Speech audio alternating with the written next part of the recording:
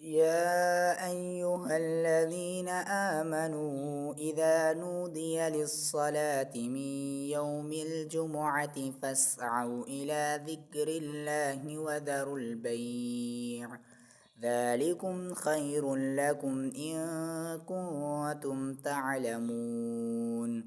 فإذا قضيت الصلاة فانتشروا في الأرض وابتغوا من فضل الله واذكروا الله كثيرا لعلكم تفلحون وإذا رأوا تجارة أو لهوا انفضوا إليها وتركوك قائما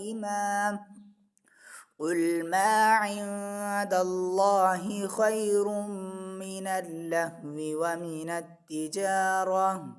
والله خير الرازقين